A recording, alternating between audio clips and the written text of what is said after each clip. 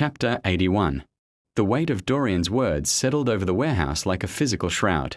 The victory over the Sovereign of Reflection suddenly felt small, insignificant.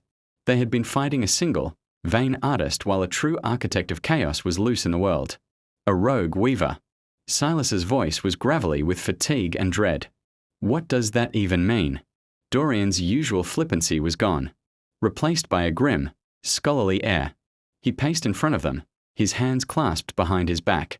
Think of reality as a tapestry. The veil is the foundational weave, the backing. The phantoms and eclipses are tears and frayed threads. The anomaly is a corrosive stain, spreading. He stopped and looked at them. Wardens, like our young crow here, are the needles and thread. They patch holes, snip away loose ends, and try to contain the stain. They work on the surface. He tapped his temple. Weavers work on the loom itself. They don't just repair the tapestry. They understand and can manipulate the underlying patterns. They can see the threads of cause and effect, of destiny and probability. They can, with great effort, reweave small sections of reality to be stronger, or to be something else entirely. Lyra's face was pale. And a rogue one. A rogue weaver. Dorian said, his voice dropping, is someone who has decided the entire tapestry is flawed, and needs to be unraveled and rewoven to their own design. They don't just want to rule the broken pieces like the other sovereigns. They want to burn the original pattern and create a new one from the ashes. And they have the power to do it. Chapter 82. Kaelen felt a cold not tighten in his stomach. The paradox core within him hummed. Not with power, but with a sense of profound purpose. And a flicker of fear. This was the scale of the war he was in. Who is it? Kaelen asked. Her name was Elara. Dorian said, a hint of old sadness in his voice. She was the most brilliant of us. She saw the patterns clearer than anyone. But she also saw the inevitability of the anomaly's victory. She calculated that the veil had passed the point of no return, that trying to save it was a fool's errand. He sighed. She proposed a final weaving, a controlled collapse and rebirth of reality, guided by her hand.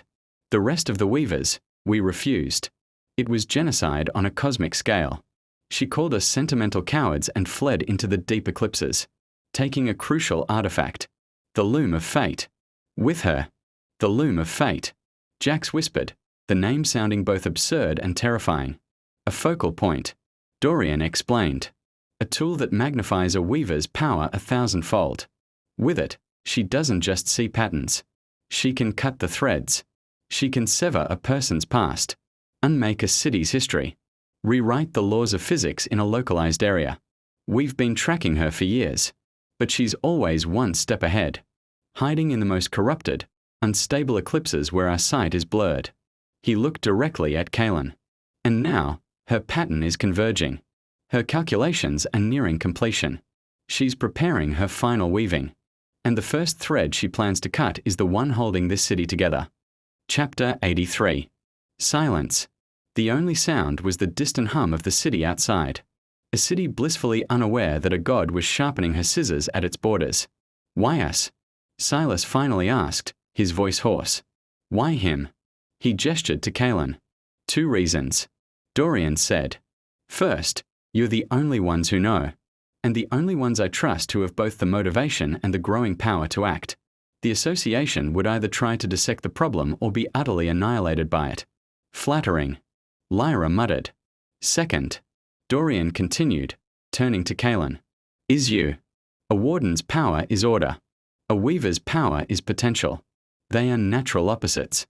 Your paradox core, your very nature, is a stabilizing force against her chaotic rewriting. Your domain of asserted reality is the one place where her patterns can be broken. You are the anti-weapon to her weapon. Kaelen absorbed this. He was a living countermeasure. Where is she? We don't know her exact location. Dorian admitted. She's cloaked herself.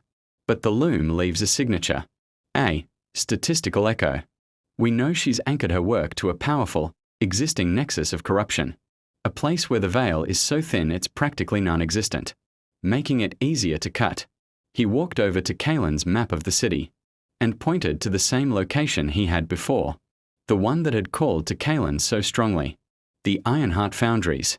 Dorian said, But not the surface level you cleansed. Deeper. There's a sublevel, a pocket dimension that formed around the original reactor meltdown. A place we call the Heart of Sorrow. That's where she'll be. That's where she'll begin the unmaking. The place he had just purified was only the surface. The true cancer was buried deeper. The hunt was not over. It had just changed targets. Chapter 84. The plan was insane. They all knew it. Delve into a hyper-corrupted pocket dimension to confront a reality warper armed with the equivalent of a divine artifact. But the alternative was the unmaking of their entire world. Dorian spent the next 48 hours in a frenzy of work, true to his word. The warehouse echoed with the sounds of otherworldly machinery, and the smell of ozone and hot metal. Silas's axe returned from Dorian's workshop looking deceptively the same. But when he swung it, it didn't whistle. It hummed, and it sliced through a solid steel beam as if it were air. Lyra's new ammunition glowed with a soft, internal light. She test-fired a round into a block of phantom-reinforced concrete. The round phased through the outer shell and detonated inside, turning it to dust. Jax's new armor was a sleek, dark grey bodysuit. He moved in it like a ghost, his speed and agility nearly doubled. Rorik's new shield was a massive, rectangular slab of dark metal with a pulsating blue core. He planted it, and Dorian had a construction vehicle ram it at full speed. The vehicle crumpled. Rorik didn't move an inch. They were being transformed from a scrappy underdog guild into a squad of elite phantom hunters. The cost, they knew, would be paid in the blood of the coming battle. Kaelen trained alone. He pushed his new reflective insight, learning to see not just physical illusions, but the subtle patterns in mana flow, the weak points in spatial stability. He practiced expanding his domain, pushing it to a 70-foot radius, holding it for minutes at a time. The strain was immense, but his B-rank authority could handle it. He was honing himself into a blade, and the target was the heart of a goddess. Chapter 85. The night before the descent, Kaelen couldn't sleep. He found Lyra on the warehouse roof. Her rifle disassembled across her lap as she performed her meticulous cleaning ritual under the light of the moon. "Can't sleep either?" she asked without looking up.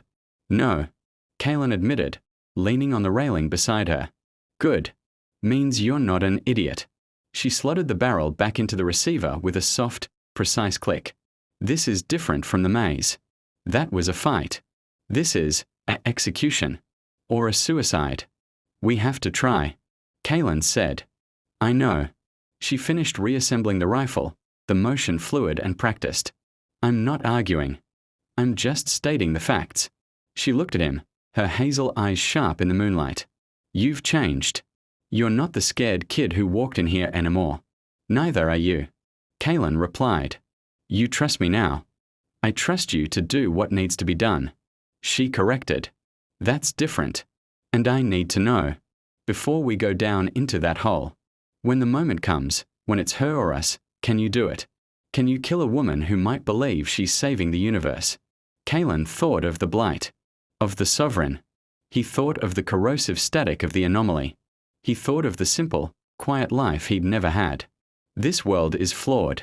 It's painful and it's broken. Kaelen said, his voice quiet but absolute. "But it's real. It's ours. She doesn't get to take it away because her math says it's doomed. I'll do whatever it takes to stop her." Lyra held his gaze for a long moment, then nodded, satisfied. "Good. Then we're on the same page." She stood up, slinging her rifle over her shoulder. "Get some rest, Crow. Tomorrow, we go pluck a goddess's feathers." Chapter 86. Returning to the Ironheart Foundries felt like visiting a grave. The air was clean now, the pervasive grief and rage replaced by the sterile silence of a healed wound. But it was a fragile peace. Dorian met them at the entrance to the shattered reactor chamber. He had brought a device, a complex array of spinning crystals that floated in the air. "The entrance to the Heart of Sorrow isn't a door," he explained. "It's a conceptual weak point. A scar. I have to tear it open. It won't stay open for long. And it'll be a one-way trip until you deal with whatever is anchoring it from the inside. Probably the loom itself." He began the activation sequence. The crystal spun faster, emitting a high-pitched whine. The air in the center of the crater began to warp. Not like a gate, but like a film of oil on water. showing distorted, nightmarish reflections of the foundry. "Remember," Dorian said, his voice strained with effort. "Elara isn't a monster. She's a visionary who has lost her way. She will try to convince you she's right. Do not listen. Her words are as dangerous as any weapon." The oily film tore open with a sound like ripping silk, revealing a swirling vortex of bruised purples and sickly greens. Beyond it, they could see a landscape of impossible geometry and weeping stone. "The heart of sorrow is open." Dorian grunted. "Go. And good luck." Silas hefted his new axe. "Stick to the plan. Watch each other's backs." Rorik raised his massive shield. Lyra chambered one of her phased mana rounds. Jax took a deep breath and activated his reactive armor.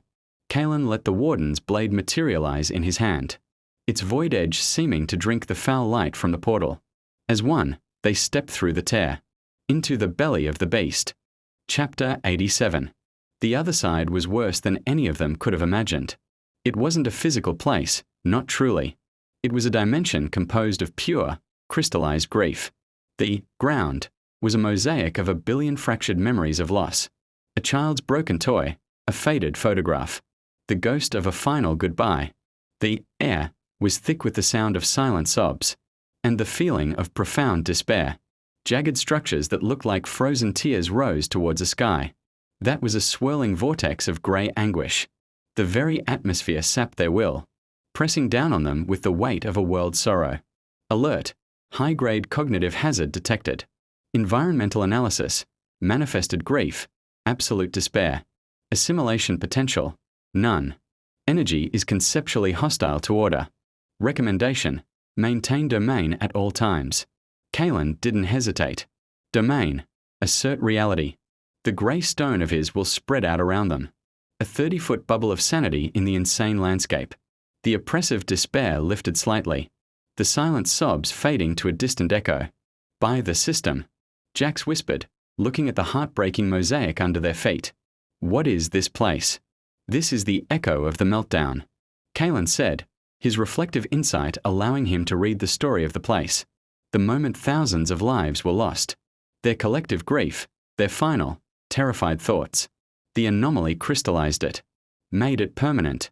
They moved forward. Kaelen's domain their only protection.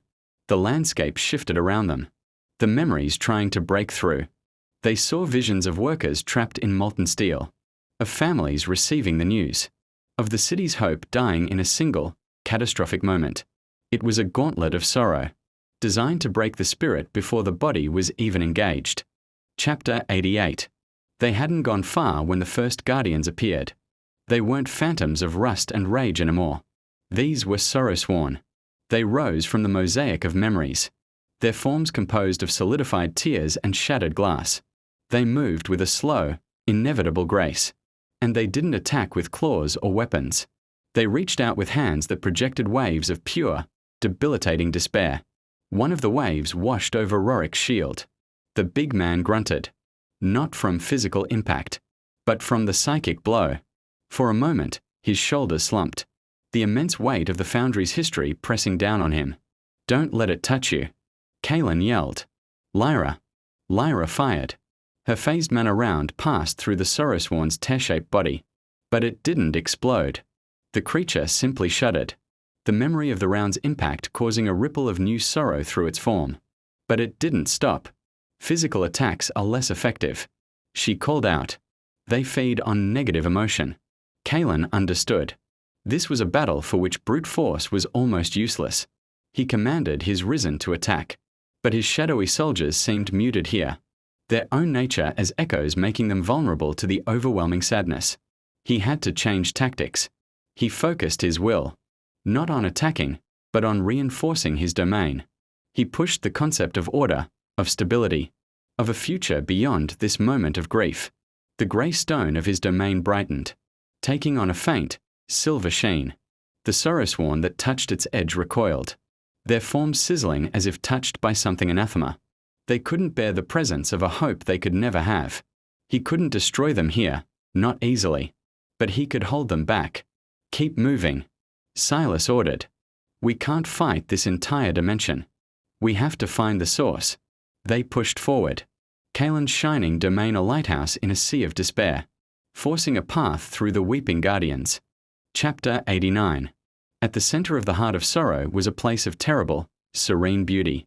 The cacophony of grief fell silent. Here, there was only a single, profound note of acceptance. In the center of a vast, flat plane of black glass stood a woman. She looked young, with hair the color of spun silver and eyes that held the depth of millennia. She was dressed in simple, grey robes, and she was working at a large, complex frame. The Loom of Fate. It wasn't a physical object of wood and thread. It was a construct of light and probability, a shimmering framework upon which the glowing strands of reality itself were stretched. And Elara was carefully, lovingly, severing them with a pair of ethereal shears. Each time a thread was cut, a soft sigh echoed through the dimension, and a piece of the world outside ceased, not destroyed, but unmade, as if it had never been. She looked up as they entered her sanctum. Her expression was not one of malice, but of profound, heartbreaking pity. "You've come," she said, her voice the sound of wind chimes in a graveyard. "The little warden, and his brave, fragile friends. I'm sorry you had to see this. I'm sorry for the pain you've endured to get here." She gestured around them. "But can you not see? This is all that is left. A world built on a foundation of sorrow. The pattern is irredeemable. The only mercy is a swift end and a clean start. You don't get to decide that," Kaelen said, his grip tightening on the warden's blade. "Someone must." Elara replied gently, her eyes sad. "The system is a failed experiment. The wardens are a stopgap. The other sovereigns are vultures. I am the only one with the vision and the will to do what is necessary." She looked at Kaelen, and her gaze seemed to pierce right through to his core. "You carry a great sorrow within you, child. The sickness that consumed you. Let me cut that thread. Let me give you the peace of never having been." The offer was terrifyingly tempting. To be free of the memory of the pain, the helplessness. But it would also mean losing everything he had become. Losing the people beside him. He raised his blade. "I'll keep my pain. It's mine." Elara sighed, a sound of infinite regret. "Then I must add your sorrow to the tapestry. For the greater good." She turned back to the loom, and reached for a thick, vibrant thread. The thread that represented the city above, and the millions of lives within it. The final cut was about to begin. Chapter 90. There was no time for a grand speech or a complex plan. There was only action. Kaelen didn't charge Elara. He knew a direct assault would be useless against a being who could simply unmake his approach.